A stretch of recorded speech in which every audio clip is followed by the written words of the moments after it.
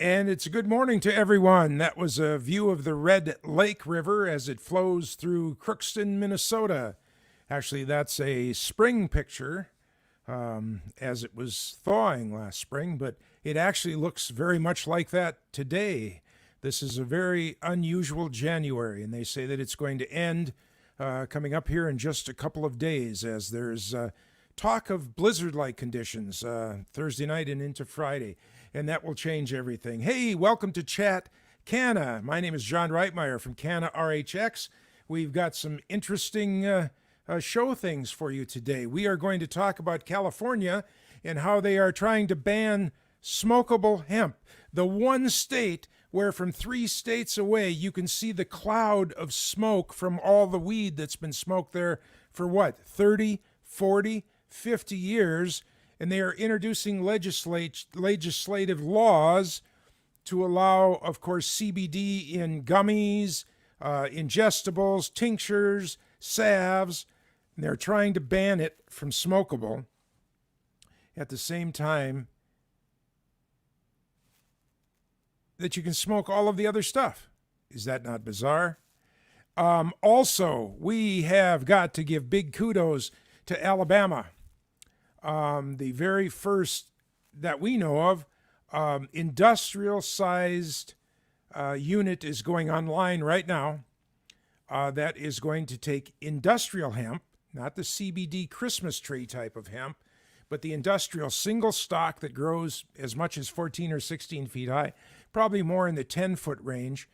And they want those stalks.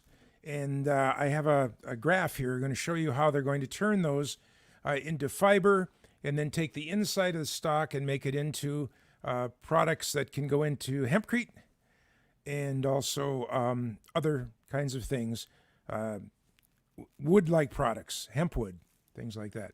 That is Chat Canna for today. Thank you for joining me. My name is John Reitmeyer. Here we are, little desert scene, winter desert in the background there. Of course, you've been following some of the snow way south of us, like directly south of us. Unbelievable. They don't know what to do with it down there. Just not a normal thing. So for those of you that are getting snow that don't want it, for those of you that don't have snow and would like it, really us up here, by this time in January, we should be in full-on winter, and in my yard here, there's more grass than there is snow. But like I said, subject to change here in a couple of days. Okay, what do we want to do first? What should we take first as a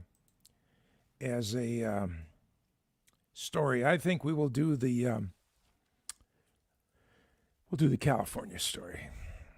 California lawmakers will be faced again with a long debate. But if this comes out wrong, it's unbelievable to me. Should they allow hemp extracts in food and beverages? I think that should turn into a yes, right? But this bill, if it goes through, will ban smokable hemp flower. That's really weird because, of course, you know that weed, marijuana, is just everywhere. And so that's, of course, the trade-off. They're saying, okay, we're going to let you put it in food and we're going to let you do all these other things to it, drinks and everything. But in exchange, you have to agree that there's not going to be any smokable hemp. And I can't understand why they think that that's going to be a good thing. They think that it's an economic driver. She introduced, this lady is doing it. Aguilar Curry is her name. That's her last name. She introduced a similar measure without the smokable hemp ban last year. It failed in September only because they ran out of time. So they just didn't want to talk about or move forward on any kind of a hemp bill. The bill would also set testing requirements for safety, ensure the products don't have more than the 0.3 that is standard all across America. She says it has merit since it would open the door for CBD products to be sold legally across the state. It's all unregulated now. It's catch as catch can, everything like that. And this would put a legal stamp on it.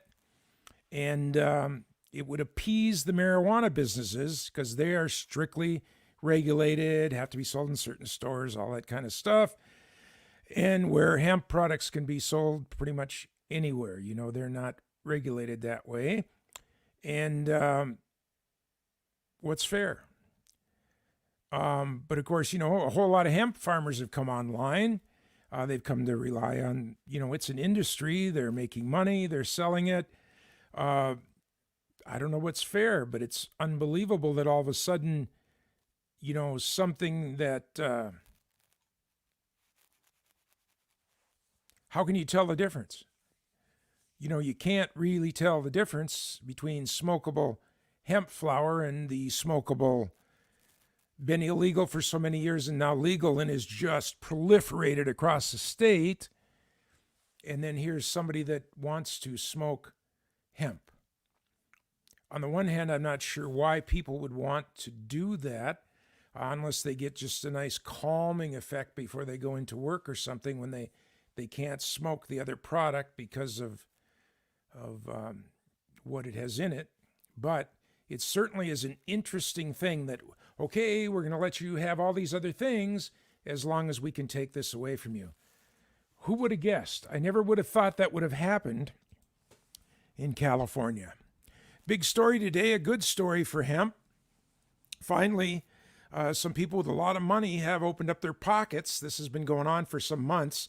Bastcore, B-A-S-T, an Alabama-based hemp fiber company has turned a former steam plant outside the capital of Montgomery, that's how they pronounce it down there, Montgomery, Alabama, into a processing facility. It's the first, as far as we know, of this size in America to fill the gap between farmers and people that will buy products from hemp that can go into the next step of things: insulation, wood, paper, cloth. They've kind of finished it up last month, and they're just ready to kind of turn it on online, although I'm not sure where they're going to get product from right now. I got to get down there when this disastrous year we've had gets finished up so we can get down there. It's a 60,000 square foot plant. Just to give you a little perspective, that I don't know how they've got it cut up, but that would be 200 by 300 feet. So a city block, 300 feet. So that would be, more than a half of a city block. It's a big building.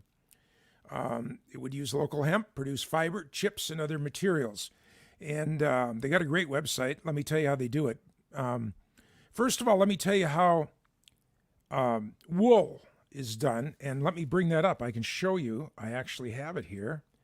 I have to push a couple of buttons. Share the screen. Share that screen. Too many buttons here without a producer. Oh, now how do we make it the full screen?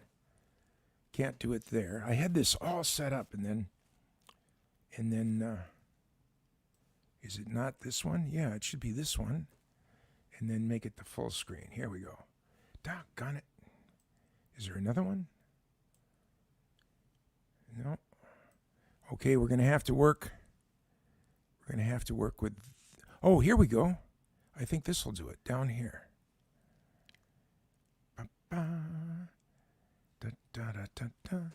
Now we need to make this one the whole screen. No, that didn't do it either. Look at that. You think you got it? Oh, yes, I can do it this way. Here we go. Look at that. I got her today. All right, so here's how it usually is with wool to use. They shear the sheep, and then with that lamb, they card it. And that can be done manually, or here's a machine that's doing it.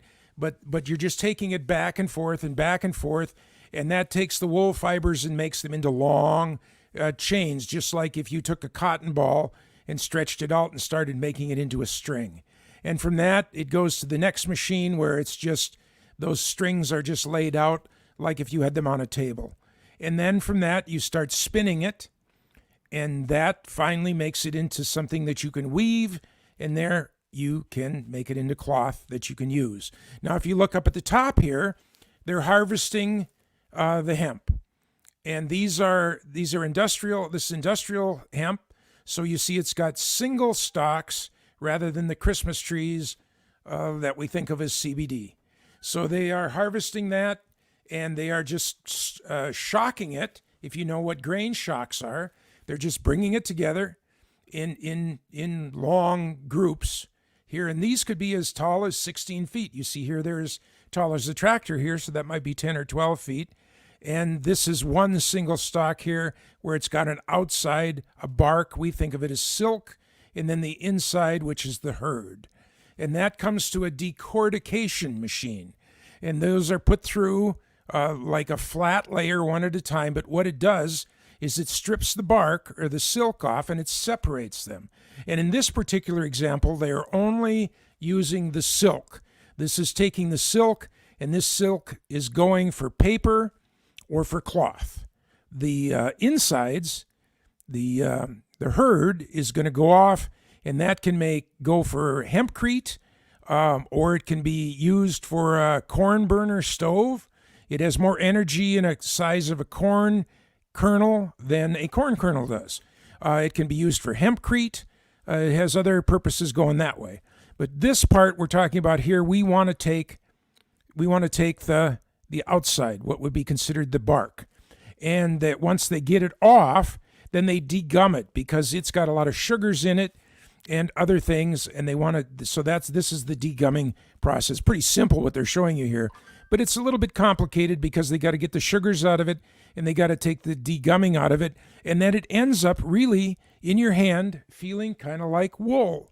And then that's where it comes down here, and it joins what would be the stream of wool. There, they can decard it, meaning they can take the fibers and they can put them into long, long strings. And from there, it's really just handling it like cotton or wool. It goes into this machine where those strings are strung out. They can start spinning it, and from that spinning it, they can weave it, and you then have either cloth or you can press it and you can start making paper. And it sounds real simple, but folks, really, if you have these machines set up, it is pretty simple. Bada bing, bada boom, you have hemp fiber. If you do it coarsely, you have blue jeans. If you do it finely, you almost have silk. And in between, you have sort of like the material that you would make this kind of a shirt from. If you make it a little rougher, you can have I bought a t-shirt up in Winnipeg like 20 years ago, and it has just failed me now. It's finally kind of unraveling, in the places where it has the most wear on it. I bought a wallet at that same store 20 years ago.